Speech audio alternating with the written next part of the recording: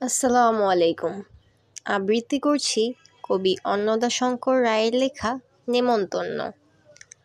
যাচ্ছ কোথা চাংরি পোতা, কিসের জন্য নেমন্তন্ন?